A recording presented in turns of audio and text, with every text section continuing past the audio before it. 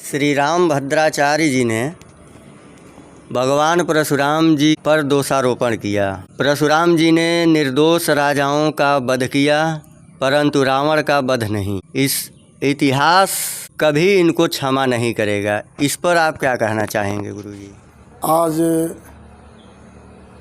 जो हमारे पास में बैठे हुए हैं गजेंद्र दास जी, और इन्होंने ये प्रश्न किया है कि अभी यहाँ अंबेडकर नगर में जो एक बिजतुआ धाम है, वहाँ पर रामभद्राचार्य जी ने परशुराम जी पर बहुत बड़ी टिप्पणी की। उन्होंने ये टिप्पणी किया, जब ये प्रश्न आया है, उन्होंने कहा कि परशुराम जी की गलती को इतिहास कभी क्षमा नहीं करेगा, क्योंकि परशुराम जी ने और सभी निर्दोष राजाओं का वध किया। उन्होंने रावण का वध क्यों नहीं किया, पक्षपात क्यों किया, ऐसा उनका वक्तव्य आया है। तो मैं इस पर बोलना चाहता हूँ कि ये इस समय इनकी बात कोई, ये अपने को तो सबसे बड़ा जगत गुरु, असली जगत गुरु मानते हैं, लेकिन इनकी बात को कोई स्वीकार नहीं कर रहा है। इन्होंने कहा कि ये मृत्युंजय मंत्र राम जी का मंत्र है, कोई नहीं माना। इन्होंने कहा उत्तरकांड प्रक्षिप्त है और रामायण रोक रहे थे, रामायण उत्तरकांड न दिखाया जाए। हनुमान चालीसा में भी तमाम, लेकिन हाँ दिखाया गया। वो हनुमान चालीसा पर दोषारोपण किए, दबाव बनाए, गीता प्रेस न छापे, लेकिन छाप रहा है। अभी ये धर्माचार्यों पर उठाया कि सब नकली, हम ही असली हैं। उस पर भी इनको अच्छा मिला, कुछ शांत हो गए। तो इन्होंने सोचा कि अब यहाँ करेंगे तो हमारे ऊपर आफत आ जाएगी, चलो देवताओं के ऊपर उनकी निंदा करते हैं। अब ये नहीं समझते, बता इतना बोध नहीं लोगों को हो रहा है, ऐसे लोग ऊंचे पद पर बैठ करके, कि सारे भगवान एक हैं, केवल वो अपना शक्ति कार्य के रूप में अलग अलग आते हैं, अपना कार्य करके चले जाते हैं। भगवान परशुराम जिस कार्य के लिए आए थे, अपना कार्य पूरा किए चले गए। ऐसे भगवान जो भी अवतार हुए अपने कार्य के लिए आए, चले गए। तो वो अपने कार्य के लिए आए, उतना कार्य था वो करके गए। सभी देवताओं का अपना अपना विभाग है, किस लिए कितना कार्य करना है। अब इनको सब में भेद दिखाई पड़ता है, एक दूसरे भगवान की निंदा करना क्या है। तो इस पर मैं बताना चाहता हूँ, बहुत सारी और भी सारे प्रमाण हैं कि ये जो इन्होंने किसी जो है धार्मिक राजा का वध नहीं किया। ये इनका बयान सर्वथा गलत, अनुचित है। जो उन्होंने कहा है कि इन्होंने निर्दोष राजाओं का वध किया है, ऐसा कुछ नहीं था। ये तप करते थे, इनके विषय में ना तो राम जी ने कभी कोई निंदा की है और ना तो महाराज दशरथ जी ने कोई नहीं किया है, क्योंकि ये क्यों, हाँ, यदि निर्दोष राजाओं का वध करना रहता था उनको, तो दशरथ जी का भी तो वध कर सकते थे। तब उन्होंने, दशरथ जी ने कहा है इनके विषय में, परशुराम जी से कहा है कि ब्राह्मणश्चा महातपा, ये दशरथ जी का वाक्य है कि ये महातपस्वी ब्राह्मण है। और इन्होंने, अगर ये क्षत्रिय, जैसे ये रामभद्राचार्य जी ये क्षत्रिय ब्राह्मणों को भिड़ाना चाहते हैं कि इस समय थोड़ा एकता बन रही थी, ये तो एकता बन रही थी, तो इन्होंने सोचा कि ऐसा कुछ बोलो फिर आपस में भिड़ जाए, क्योंकि लोग, बड़े लोगों का यही काम होता है। तो इतने ऐसा बयान नहीं बोलते। जैसे कि जो मैं बता रहा था कि इनके जो ब्राह्मणश्चा महातपाः, अगर ये क्षत्रिय विरोधी होते, निर्दोष राजाओं का वध करने वाले होते, तो जब राजा परीक्षित जी पहुँचे थे तो परशुराम जी वहाँ क्यों उनको आशीर्वाद देने पहुँचते? सशिष्यो रेणुका सुता, शिष्यों सहित रेणुका के पुत्र वहाँ पहुँचते हैं। और जब भीष्म पितामह का महाप्रयाण का समय आया, परशुराम जी वहाँ पहुँचते हैं। आप भागवत पढ़ लीजिए। जी। तो क्यों पहुँचते हो अगर इतना विरोध उनका था? नहीं पहुँचते। विरोध ऊंचे पद पर बैठे इन लोगों का विरोध है, ये लोग विरोध पैदा करते हैं। न परशुराम जी का क्षत्रियों से विरोध था, न क्षत्रियों का ब्राह्मणों से विरोध था। ये विरोध केवल ये लोग पैदा करते हैं कि आपस में भिड़े रहे, कुछ हमारी महिमा इसी में बनी रहेगी कि हम ये उठाए, विवाद हमने पैदा किया, हमारा नाम हो गया। तो इस प्रकार से दूसरी बात मैं प्रमाण देना चाहता हूँ कि वाल्मीकि रामायण में आया है कि इनको व्यक्ति को अपने को देखना चाहिए, हम क्या बोल रहे हैं, जी जी हमको इतिहास कैसे क्षमा करेगा, ये कभी नहीं विचार करते। क्या इतिहास हमें क्षमा करेगा? हम भगवान शंकराचार्य जी को कहते हैं कुपथगामी थे, ये थे वो थे, ये गलत किया वो गलत किया, कि वो दलित विरोधी थे ताकि दलितों में उनके पास विरोध पैदा हो। ये आपस में एक दूसरे में विरोध पैदा करना, ये नहीं कि धर्माचार हो, मिल करके एक निर्णय करके आप बोलिए। तो अब ये जब ये इधर से प्रतिवाद हो गया खूब, तब ये भगवान पर पहुंच गया कि वहाँ भगवान परशुराम जी तो आएंगे नहीं सीधे विवाद करने। तो हम वाल्मीकि रामायण में लिखा हुआ है कि जब ये रावण दिग्विजय कर रहा था, तो जब कैलाश के पास पहुंचा तो वहाँ उनका विमान स्थिर हो गया। तो देखा तो वही नंदीश्वर वहाँ विराजमान थे, जिनका मुख बंदर का था। तो बंदर का मुख था, ये देख करके ये उनकी हंसी कर दिया। जब हंसी कर दिया तो उन्होंने इनको रावण को शाप दे दिया, कह दिया कि तस्मान मद्वीर संयुक्ता मद रूप समतेजसा उत्पश्यन्ति बधार्थम भी कुलस्य तो बानरा।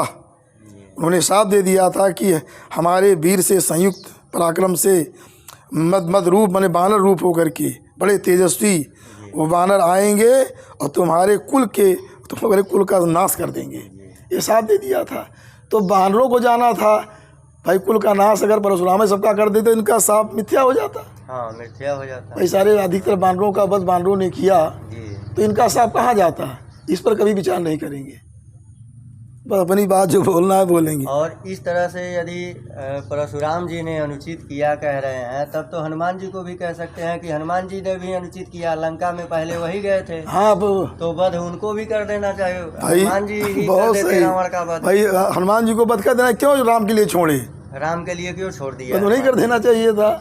तो राम जी तो हनुमान जी को इतिहास नहीं क्षमा करेगा। हाँ, उसके पहले भी, इसके पहले भी ये जो है भगवान विष्णु परशुराम जी पे प्रश्न उठाए हैं, कल हनुमान जी उठाए, किसी उठा सकते हैं, हनुमान जी उठाए, हनुमान जी गए क्यों नहीं वध कर दिए? क्यों राम जी को इतना जाना पड़ा, इतना ये सब होना पड़ा, वध कर देना चाहिए था। पहले हनुमान जी गए, दोबारा अंगद गए, क्या रावण से ये लोग कमजोर थे?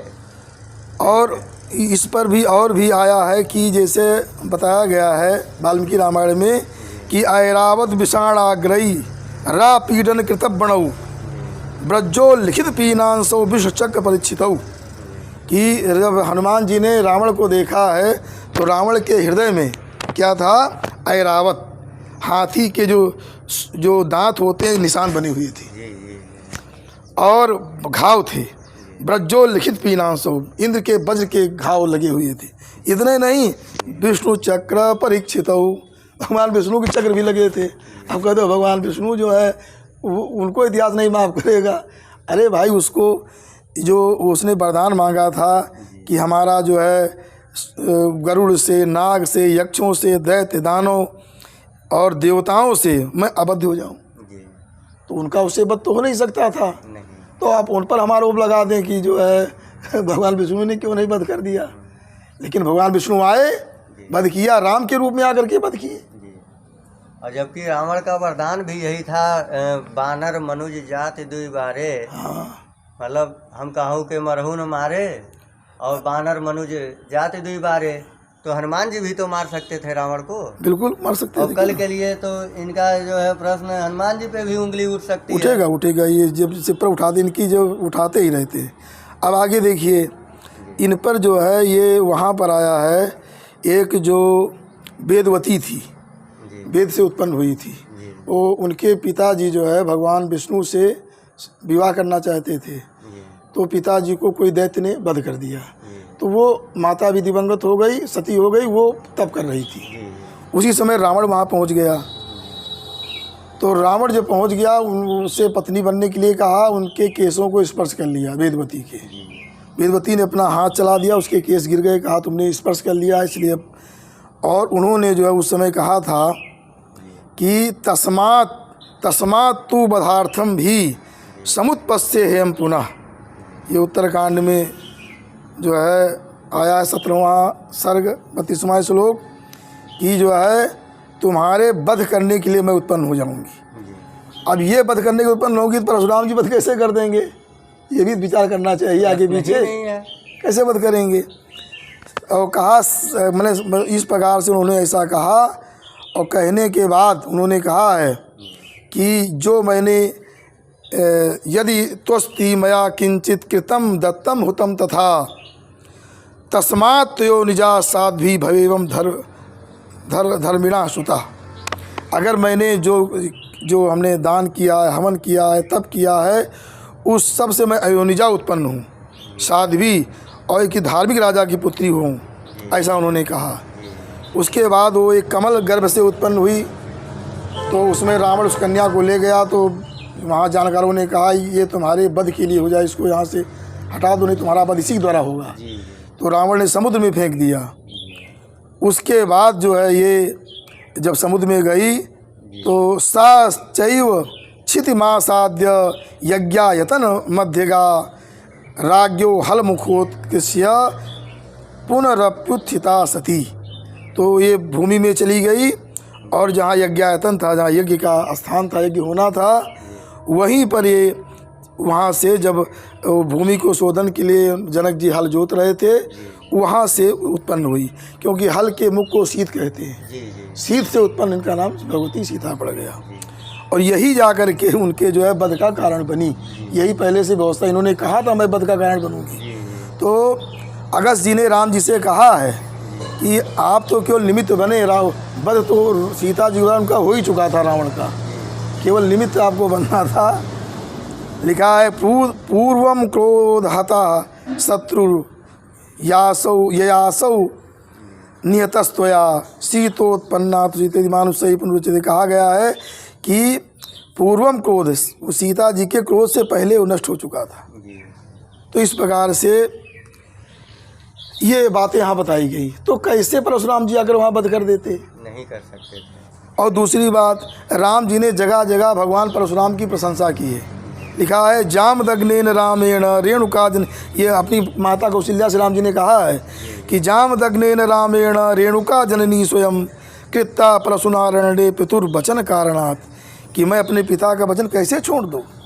जो भगवान परशुराम जी ने अपनी पिता के आदेश से अपनी माता रेणुका का वध कर दिया था, तो हम उनके आदर्श को मानने वाले, और मैं कैसे पिता के आदेश का उल्लंघन कर सकता हूँ। राम जी उद्घोष करते हैं वहाँ पर माता जी के सामने, वो ये सम्मान कर रहे हैं। और ये क्या उड़ा रहे हैं कि उनको इतिहास क्षमा नहीं करेगा। अब ये गलत है। अब वो जगत गुरु ऐसे पद पे आसीन है कि सभी लोग उनके वक्तव्य पे टिप्पणी कर नहीं सकते। टिप्पणी तो बहुत हुई, टिप्पणी कितनी टिप्पणी हुई, और उसका दुरुपयोग हो रहा है गुरुजी, दुरुपयोग हो रहा है। पद का दुरुपयोग ही तो माना जाएगा। यदि ऐसे प्रतिष्ठित और संभ्रांत मतलब पद पे बैठ करके आसीन हो करके इस तरह का वक्तव्य दिया जाएगा तो समाज पे क्या असर जाएगा? कोई असर नहीं। एक दिन की महिमा सब घटती जा रही, कोई मानता सुनता है। समाज में और कितनी बड़ी निंदा इस समय हुई। पूरा जो ये प्रकरण हुआ प्रेमानंद वाला और सब आचार्यों को, सब नकली आचार्य में असली मैंने जो शंकराचार्य जी को और जो पुराने आचार्य हुए हैं वो सबको पथगामी कहे, वो सबसे बड़ा आचार्य हो गया। अब इनके और जो पथगामी न कहे वो नीचा हो गया। अब इनके वक्तव्य के अनुसार तो एको हम द्वितीयो नास्ति वाला हाल हो गया है ना। आपको मतलब इनका ना कोई गुरु कोई है ही नहीं। जितने देखिए, जितने पुराने नागेश भट्ट 400 साल पहले हुए और बड़े बड़े टीकाकार हुए, जो वाल्मीकि के, सब लोगों ने उत्तरकांड की टीका की और इनके लिए मुसलमानों ने मिला दिया। 400 पहले जब नागेश भट्ट ने टीका किया तो मुसलमान नहीं मिलाए थे, ये कब मिला दिए? तो उन्होंने टीका किया है उस पर। अब ये कहते हैं तो ये भागवत के भी अध्याय को जहाँ सीता निष्कासन, वहाँ इन्होंने प्रक्षिप्त मान लिया। जिसे हमने पहले बताया था कि मानस की चौपाई है, उसको भी प्रक्षिप्त माना। सी निंदक अगोग नसाए लोग विशोक मन, ये अपना रामचरित मानस भी लिख डाले, वो भी नहीं चली। तो बेचारे क्या करें, कुछ ना कुछ बोलना है, कुछ टिप्पणी करना है।